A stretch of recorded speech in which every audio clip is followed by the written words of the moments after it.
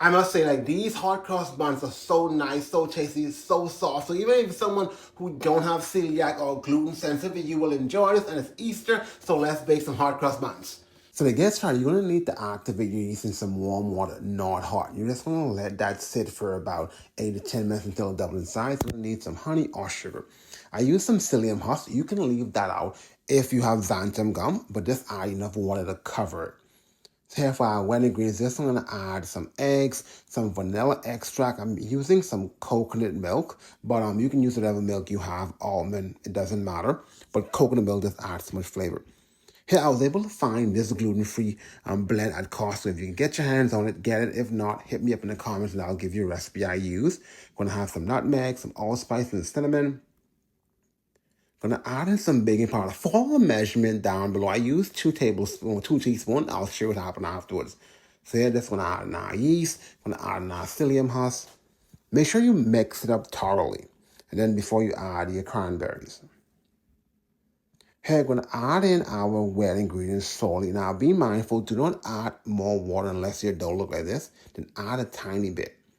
So you want the dough to be like scoopable, but not like something you could knead or overly runny. Let it sit for an hour. Then we're going to we're going to make our icing sugar for our cross. So I just use 4 tablespoons of water. You don't need that much. You're just going to keep mixing this until it's nice and thick. So here, the dough has been rising. We're just going to make our buns. Don't be tempted to use flour. It's going to mess up the texture. Add some olive oil and then scoop it up and shape it. As you can see, this is going to take your time. Shape the bun. Again, it's a soft dough. As you can see, that's how it looks. So once you have it in the baking pan, you can shape it up with some kind of spoon or scoop, and then you're going to bake it. Always check the middle. I find it takes a while to cook gluten-free stuff, so check the middle. So for the glaze, I use some honey and some water. I just run in the microwave for 10 minutes. Sorry, for 10 seconds.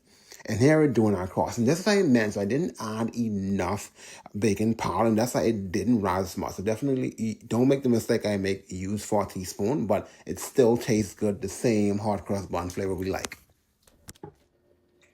As you can see, this is very easy to make. One thing to be mindful for though, it takes a while to cook, so you want to bake it at 350 because gluten-free flour, it holds more moisture, so it's going to take a while. So you want to check it. So I did it in increments. So I cook it for 35 minutes, and then I did increments in 10 minutes from there, and I let it sit for at least 3 hours. So definitely take your time when you're making this, but it's gluten-free, still the same taste that we've come to love. And if you enjoyed this video, I have a red lentil bread recipe over here. I think you would like it as well. And also I have a playlist here with more gluten-free bread. I'll see you there.